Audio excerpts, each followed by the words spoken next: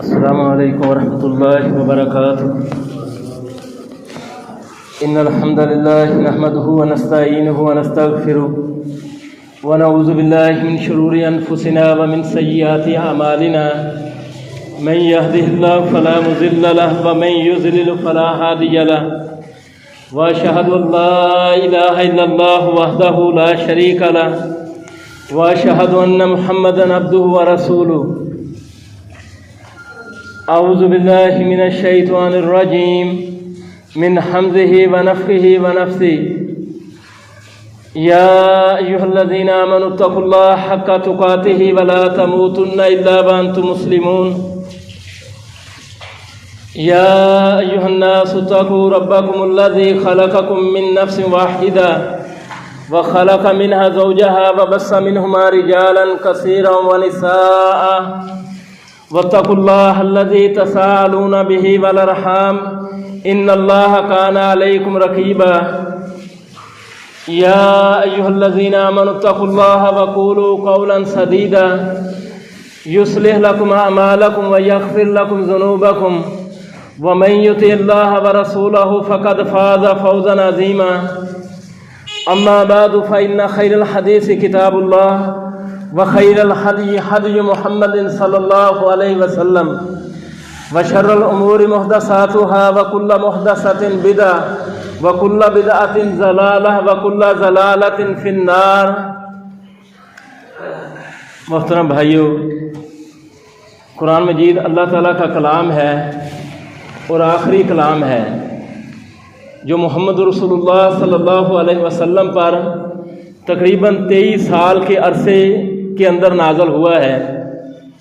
اللہ تعالیٰ اس قرآن کے اندر ہمیں دعوت دیتا ہے کہ افلا یتدبرون القرآن ام علی قلوب اقفالها، کیا یہ لوگ قرآن میں غور و فکر نہیں کرتے؟ کیا ان کے دلوں میں تالے پڑے ہوئے ہیں؟ اور یہ قرآن جو ہے یہ اللہ کا کلام رسول اللہ صلی اللہ علیہ وسلم پر 2 حصوں میں علماء نے اس کو تقسیم کیا ہے۔ ایک مکی دور ہے، دوسرا مدنی ہے، اور یہ تقسیم سمجھنے اور سمجھانے کے لیے ہے۔ مکی صورتیں تقریباً 86 صورتیں ہیں اور مدنی صورتیں 28 صورتیں ہیں۔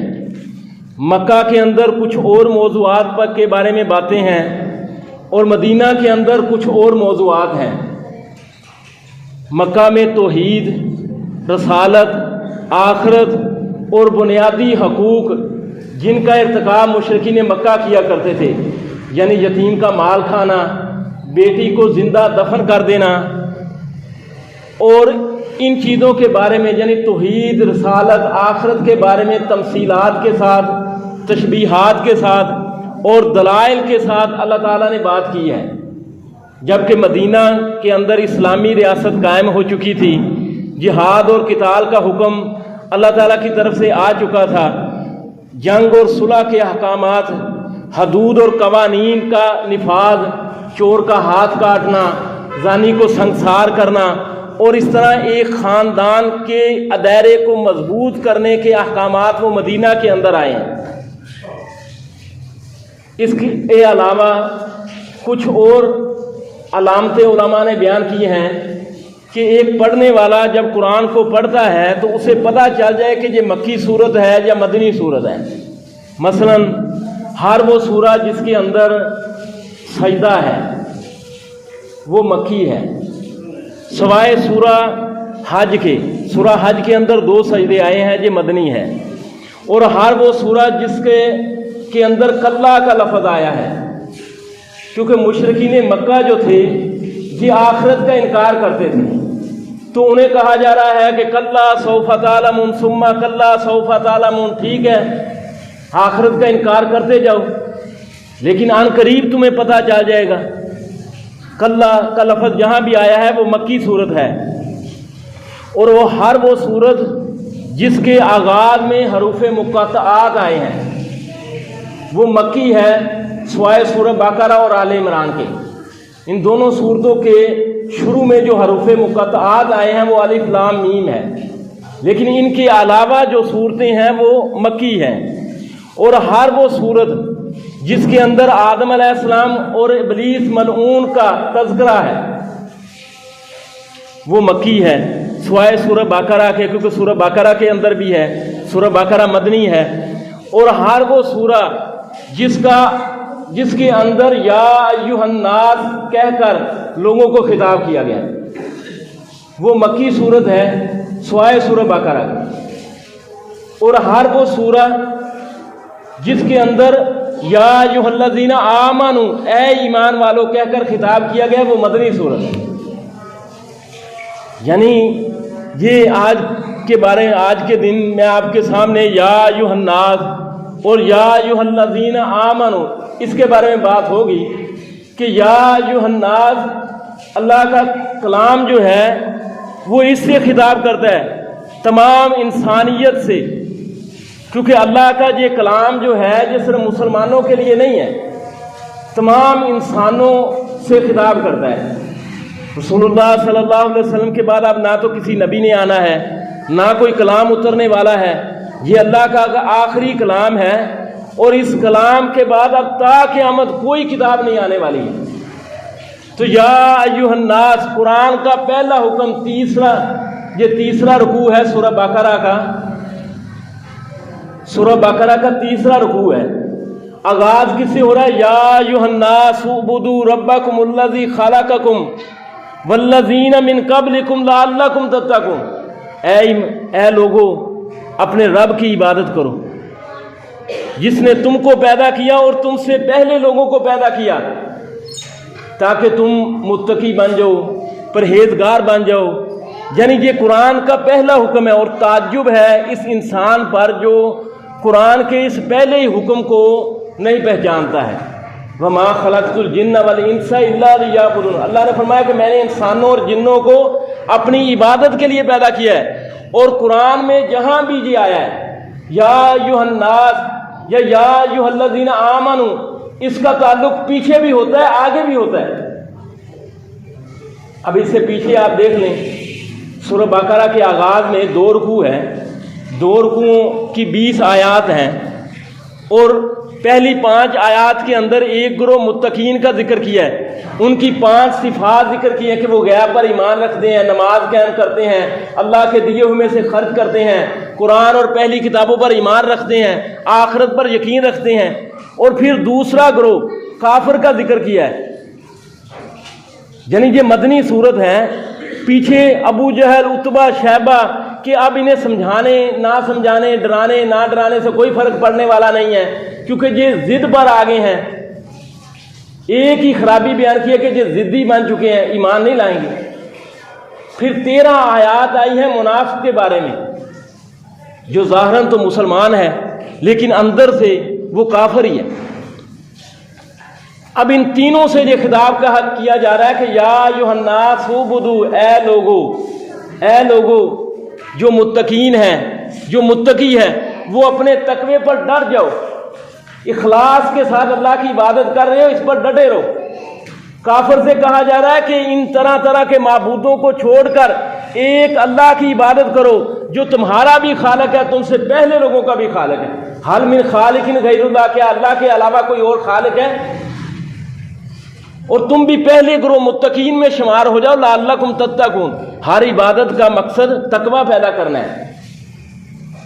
اور منافق سے یہ کہا جا رہا ہے کہ تم یہ 2 رنگی چھوڑ دو، اپنی عبادت کے اندر اخلاص پیدا کرو کہ ظاہراً میں تو تم مسلمان ہو لیکن باطن میں تم کافر ہو۔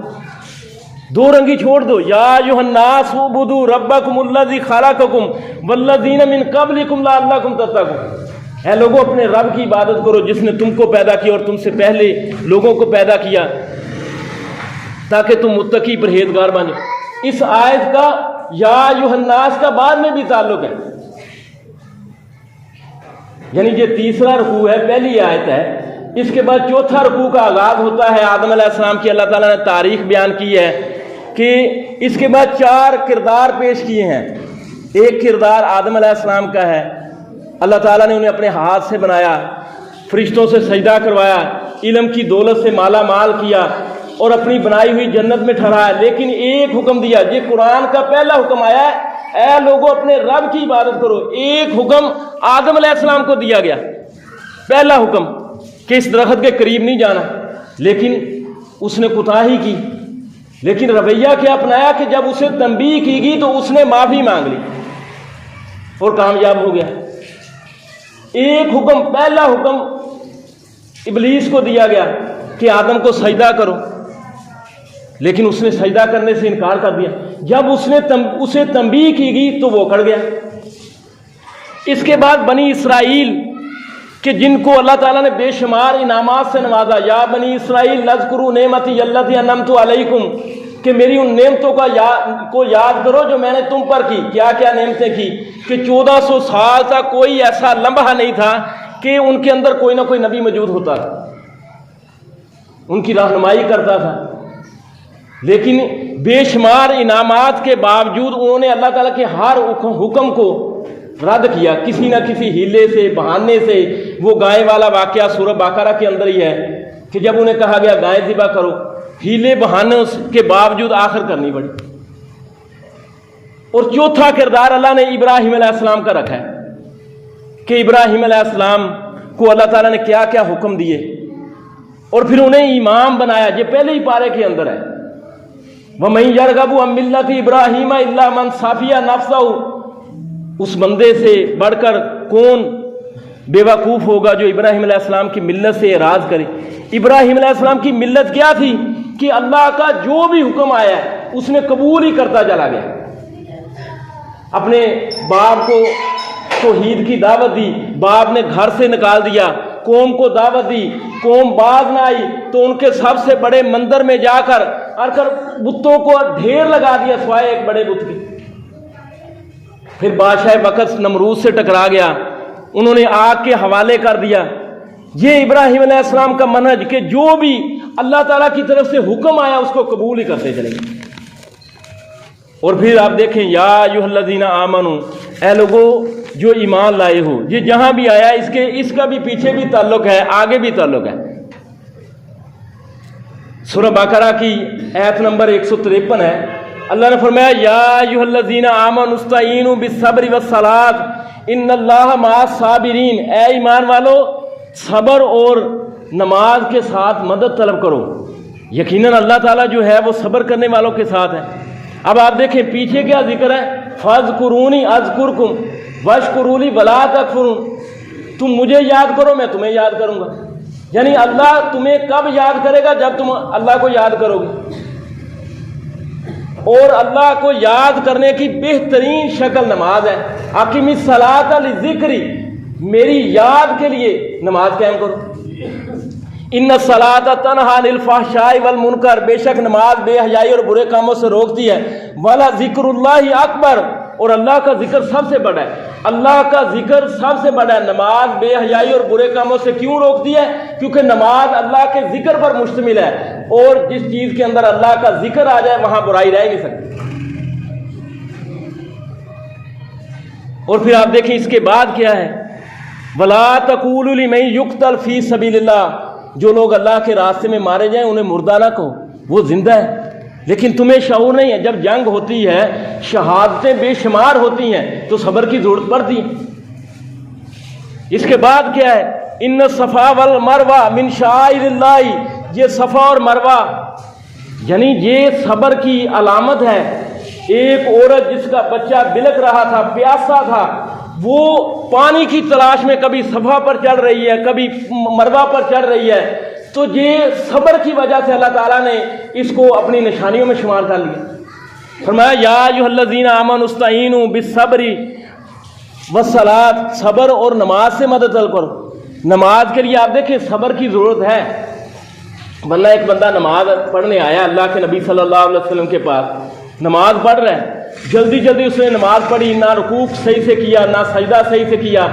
آپ نے فرمایا ارجع فصلی فإنک لم تصلی، لوٹ جا تیری نماز ہی نہیں، دوبارہ نماز پڑھ۔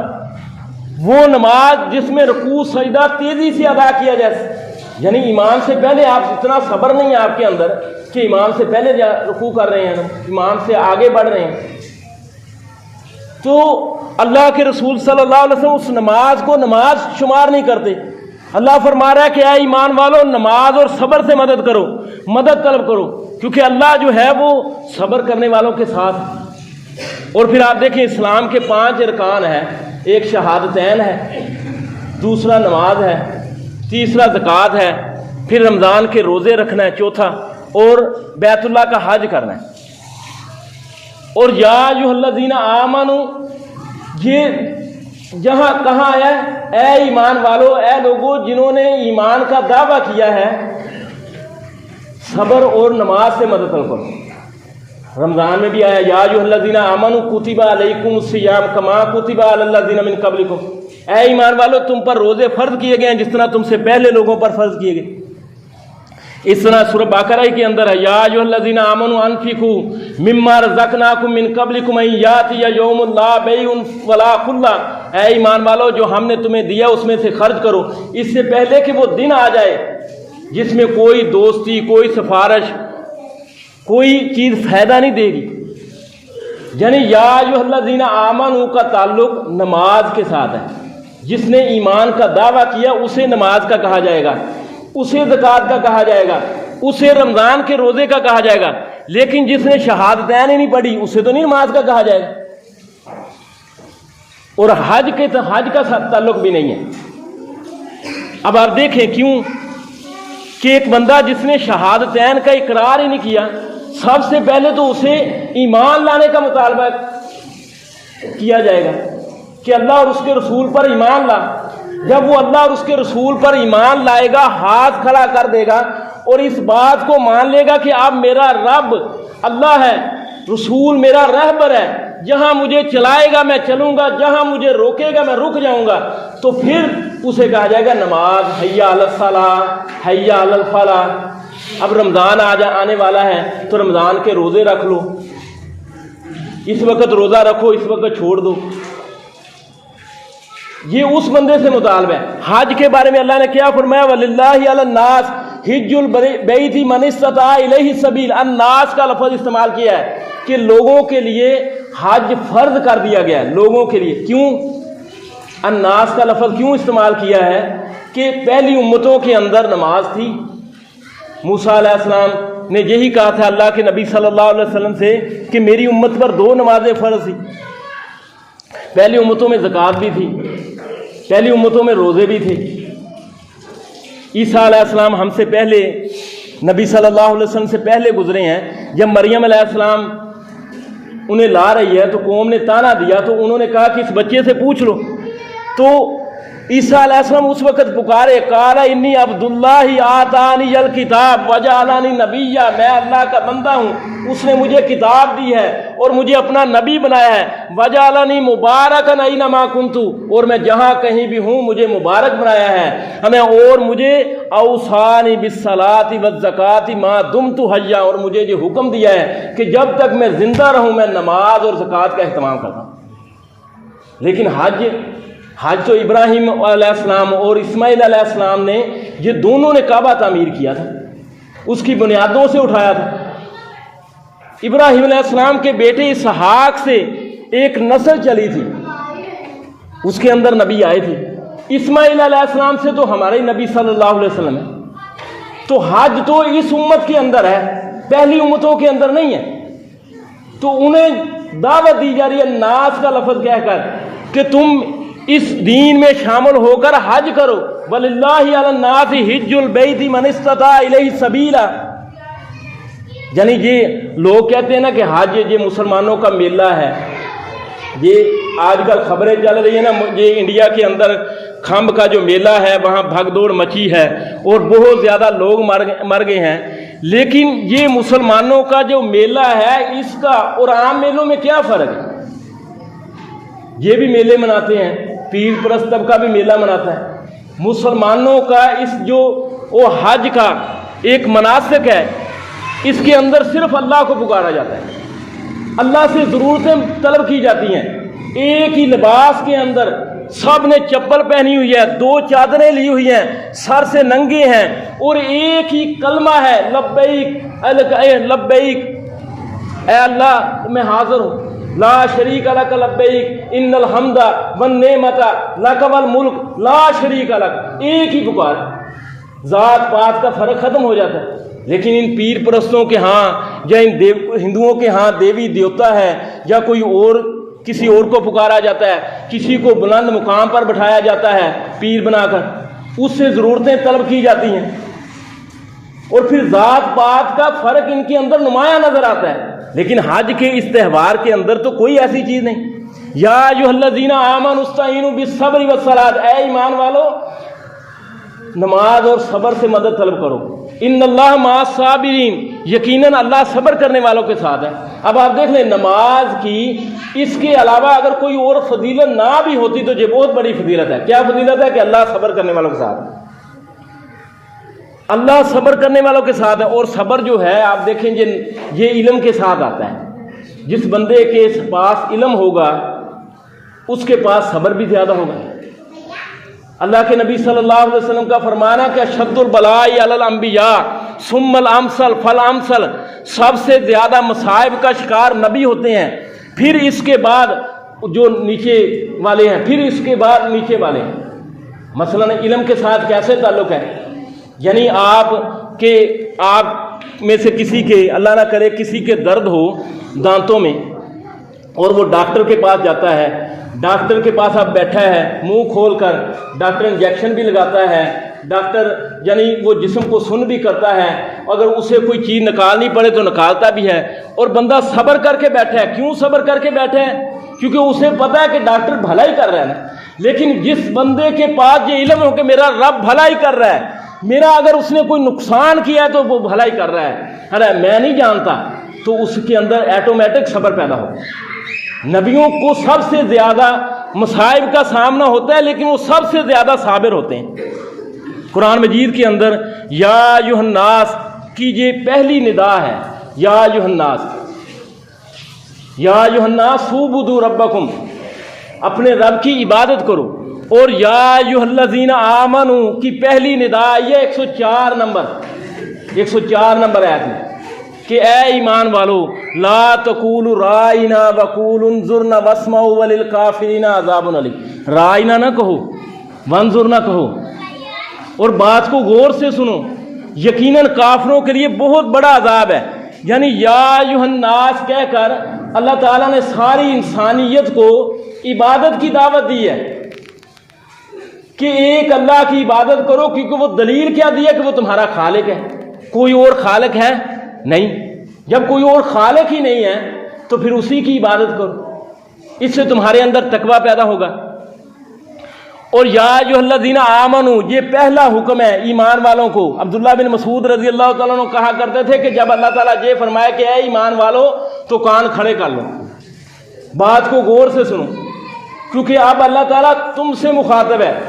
اے ایمان والو لا تقولوا رائنا، پہلا خطاب مسلمانوں سے ہو رہا ہے، اور یہ کہا جا رہا ہے کہ رسول کا ادب کرو، احترام کرو۔ وہ کیا؟ لا تقولوا رائنا، رائنا نہ کہو، وانظر نہ کہو۔ اور جہاں آپ دیکھیں یا ایھا الذین آمنوا کا ہے، اے ایمان والو، یا ایھا المومنون نہیں کہا۔ یا ایھا المومنون تو وہ لوگ ہوتے ہیں جو پکے مومن کامل ایمان والے ہوتے ہیں، جبکہ اے ایمان والوں کے اندر منافق بھی شامل ہے، اس لیے انہیں ادب سکھایا جا رہا ہے۔ پکے مومن بننے کے لیے یہ ضروری ہے کہ ان کا امتحان لیا جائے۔ اللہ نے فرمایا حاسب الناس ان یترکوا ان یقولوا آمنا وہم لا یفتنون، کیا لوگوں نے یہ سمجھ لیا کہ ہم نے یہ کہہ دیں کہ ہم ایمان لے آئے اور وہ چھوڑ دیے جائیں گے؟ نہیں، بلکہ ان کا وہم یفتنون، ان کی آزمائش کی جائے گی۔ اور قرآن مجید کے اندر یہ ہے کہ جو بندہ ایمان لاتا ہے اللہ تعالیٰ اس کی آزمائش کرتا ہے، جب وہ اس امتحان میں پورا اتر جاتا ہے تو پھر وہ کامل المومن بنتا ہے۔ مثلا آپ دیکھیں کہ سورہ شعراء کے اندر اللہ تعالیٰ نے موسیٰ علیہ السلام و ہارون علیہ السلام کے بارے میں یہ بیان کیا کہ ہم نے انہیں فرعون کے پاس بھیجا۔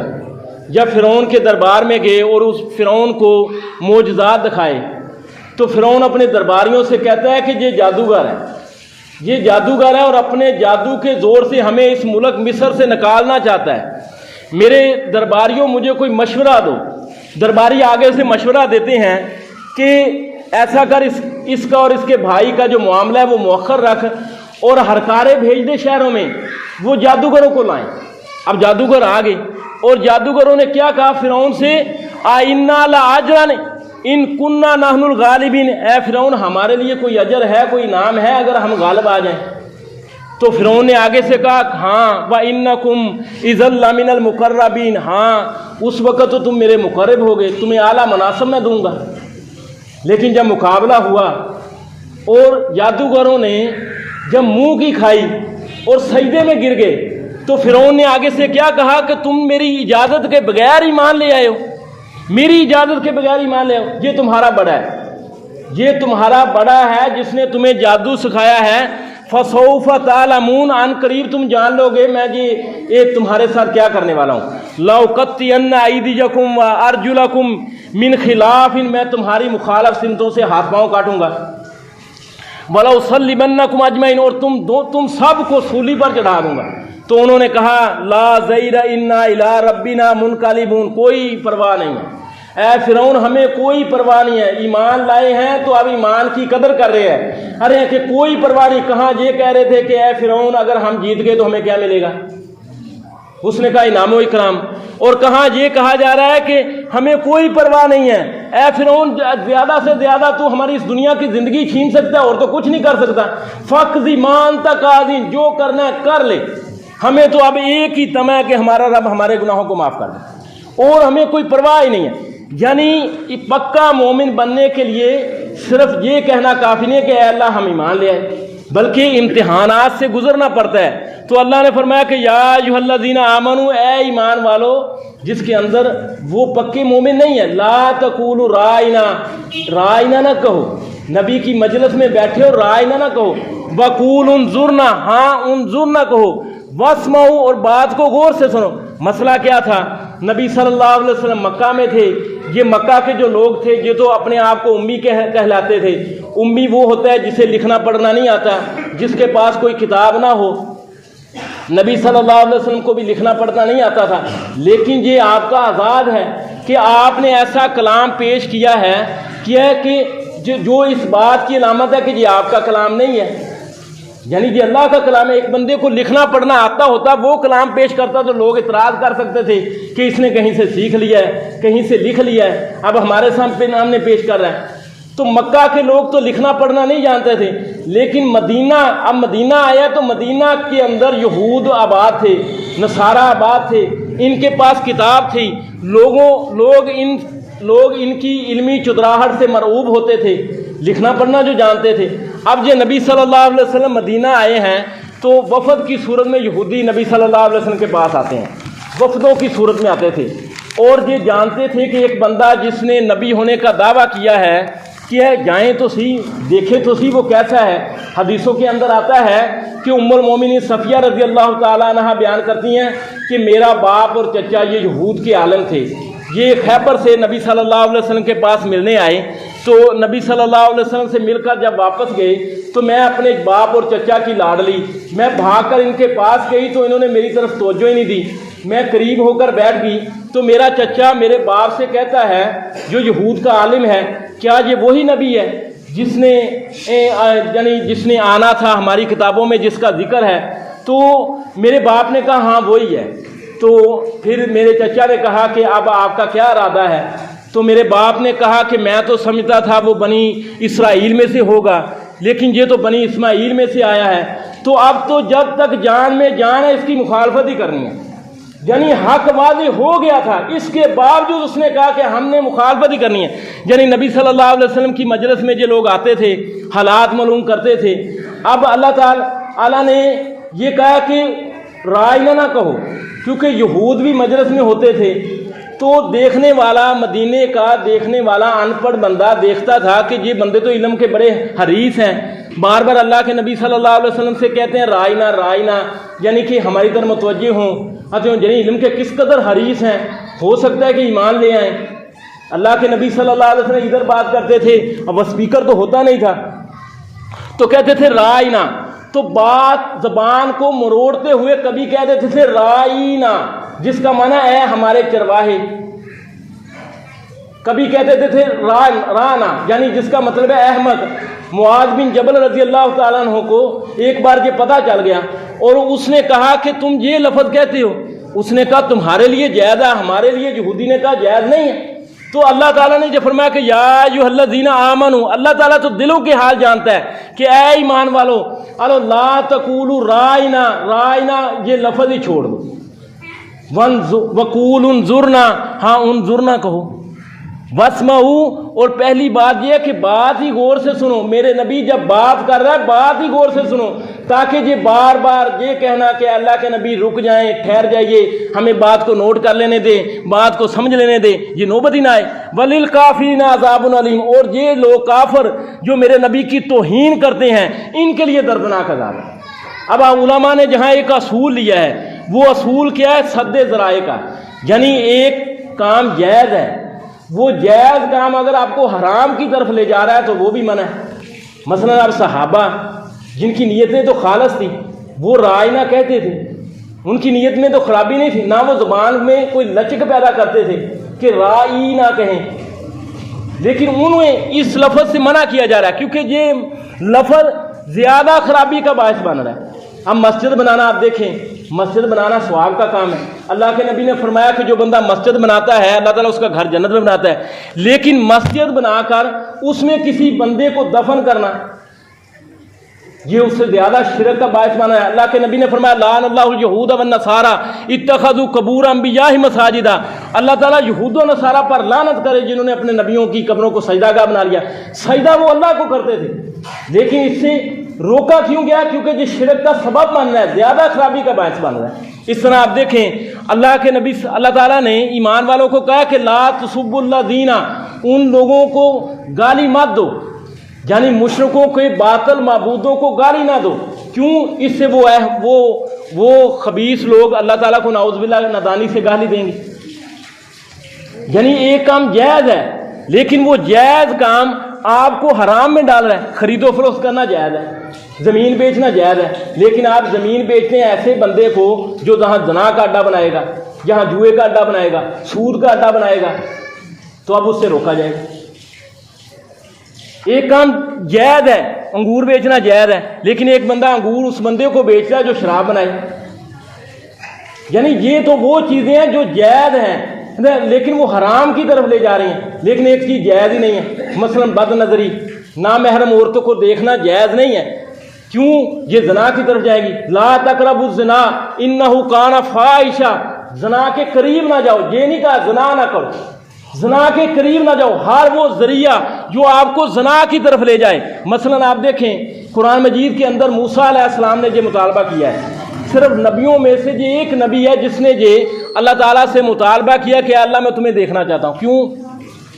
کیونکہ یہ وہ نبی ہے جس کو اللہ تعالیٰ نے کلیم اللہ بنایا، جو بات کرتا ہے تو وہ اگلا سٹیپ ضرور اٹھاتا ہے، جو نامحرم عورت سے ٹیلی فون پر باتیں کرے گا اگلا سٹیپ اٹھائے گا، اسے کہے گا میں نے تجھ سے ملاقات کرنی ہے، ملاقات کرے گا پھر اگلا جائے گا۔ اللہ نے فرمایا کل للمؤمنین یغضوا بابصارہم، ایمان والوں سے کہہ دو کہ اپنی نظروں کو نیچے رکھیں، ویحفظوا فروجہم، اور اپنی شرمگاہوں کی حفاظت کریں۔ پہلے نظروں کے جھکانے کا کہا ہے، پھر شرمگاہ کا ذکر آیا، یعنی یہ کھڑکی یہ دروازہ پہلے ہی راستے میں بند کر دیا جی۔ اس طرح آپ دیکھیں گالی دینا حرام ہے، ایک چیز نجائز ہے، لیکن ایک بندہ اللہ کے نبی نے فرمایا کہ اپنے ماں باپ کو گالی نہ دو۔ صحابہ نے کہا اللہ کے نبی صلی اللہ علیہ وسلم کوئی بندہ اپنے ماں باپ کو کیسے گالی دے سکتا ہے؟ آپ نے فرمایا تم اس کے ماں باپ کو دو گے وہ پلٹ کر تمہیں دے گا، سبب تو تم بن رہے۔ اس طرح یعنی یہ کہنے کا کیا مقصد ہے؟ ہر وہ قول جو آپ کو زیادہ خرابی میں لے جائے۔ اب یہ ایک ذو معنی لفظ ہمارے ہاں بولا جاتا ہے عشق رسول، عشق اولیاء، عاشقان رسول، یعنی اب یہ عشق کا لفظ اللہ کے نبی صلی اللہ علیہ وسلم کے لیے استعمال کرنا ناجائز ہے۔ کیوں؟ پہلی بات یہ ہے کہ قرآن حدیث کے اندر یہ اللہ اور اس کے رسول نے یہ لفظ اختیار ہی نہیں کیا۔ دوسری بات یہ ہے کہ یہ لفظ کوئی پاکیزہ نہیں ہے، جو لوگ استعمال کرتے ہیں وہ لوگ بھی اپنی بہن، اپنی ماں، اپنی بیٹی کے لیے تو نہیں استعمال کرتے، اور جو لوگ یہ کہتے ہیں کہ ہم عاشق رسول ہیں پھر وہ اللہ کے نبی صلی اللہ علیہ وسلم کے لیے یہ بھی لفظ استعمال نہیں کرتے کہ وہ آپ ہمارے مشوق ہیں۔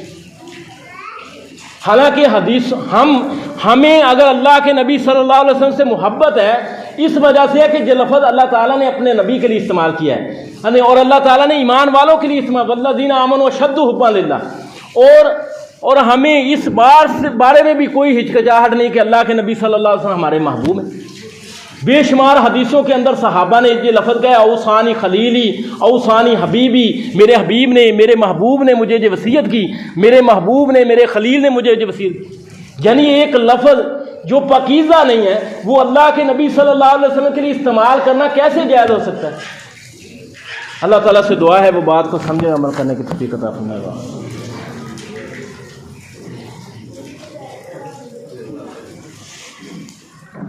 ان الحمد لله نحمده ونستعينه ونستغفره ونعوذ بالله من شرور انفسنا ومن سيئات اعمالنا من يهده الله فلا مضل له ومن يضلل فلا هادي له واشهد ان لا اله الا الله وحده لا شريك له واشهد ان محمدا عبده ورسوله اما بعد فان خير الحديث كتاب الله وخير الهدي هدي محمد صلى الله عليه وسلم وشر الامور محدثاتها وكل محدثه بدعه وكل بدعه ضلاله وكل ضلاله في النار۔ یہ قرآن مجید کے اندر یہ جو الفاظ آئے ہیں کہ یا ایھا الذین آمنوا، اے لوگوں جو ایمان لائے ہو، عبداللہ بن مسعود رضی اللہ تعالیٰ عنہ کے بارے میں نے آپ سے بیان کیا کہ وہ کہتے تھے کہ اللہ رب العزت آپ سے مخاطب ہے، تو آپ کان کھڑے کر لو۔ تو قرآن مجید کے اندر سورہ مجادلہ کے اندر اللہ نے بیان کیا اے یا ایھا الذین آمنوا، اے لوگوں جو ایمان لائے ہو، اذا قیل لکم تفصحوا فافصحوا یفصح اللہ لکم، جب تمہیں کہا جائے کہ کھل جاؤ، مجلس لگی ہے، جب تمہیں کہا جائے کھل جاؤ تو کھل جایا کرو، اللہ تعالیٰ تمہیں فراخی دے گا، کشادگی دے گا۔ عالم عرب کے اندر یہ ہے کہ یعنی جمعے کی یہ جو مجلس ہوتی ہے، ایک تو یہ جائز نہیں ہے کہ پیچھے آنے والے وہ گردنیں پھلانگ کر آئیں، یہ بھی جائز نہیں ہے، کسی کو اٹھا کر اس کی مجلس سے اس کی جگہ بیٹھنا یہ بھی جائز نہیں ہے، کیونکہ یہ تکبر پیدا کرتا ہے، دلوں میں نفرت پیدا کرتا ہے، اس بندے کا زیادہ حق ہے۔ اس طرح جمعے کی جب امام یعنی خطیب وہ کلام کر رہا ہے اس وقت بولنا بھی جائز نہیں ہے، تو جو پیچھے آئے ہیں وہ کیا کریں؟ عالم عرب کے اندر یہ ہے کہ وہ کندھے پر ہاتھ رکھتے ہیں تو بندہ سمجھ جاتا ہے کہ اسے جگہ کی ضرورت ہے، تو وہ کھل جاتے ہیں۔ اللہ نے فرمایا کہ اے ایمان والو، جب تمہیں کہا جائے کہ کھل جاؤ کشادہ ہونے کا تو کشادہ ہو جایا کرو، خود خیال کر لیا کرو، یعنی اب پیچھے آنے والے کھڑے ہوئے ہیں، خود خیال کر لیا کرو، اللہ تمہیں فراخی دے دے گا۔ یعنی کتنی بڑی گارنٹی دی کہ تم اگر خیال اپنے بھائیوں کا کرو گے تو اللہ تعالیٰ تمہیں فراخی دے گا، یعنی اللہ تعالیٰ خود جو راستے پیدا کر دے گا۔ یہ مسجد وسیع کرنی ہے، یعنی جب اللہ تعالیٰ چاہے گا کر دے گا۔ یعنی عالم عرب کے اندر کیا ہے کہ جب ایک بندہ آتا ہے دوسرے بندے کے کندھے پر ہاتھ رکھتا ہے تو وہ خود بخود سمجھ جاتا ہے۔ ہمارے ہاں کیا ہے، وہ ادھر ادھر دیکھنا شروع کر دیتے ہیں۔ یعنی یہ ہمیں اس بات کی طرف توجہ دینی چاہیے۔ ہر جمعے یہ ہوتا ہے کہ پیچھے آنے والے بھائی کھڑے رہتے ہیں۔ سبحان ربک رب العزت عما یصفون وسلام علی المرسلین والحمد للہ رب العالمین۔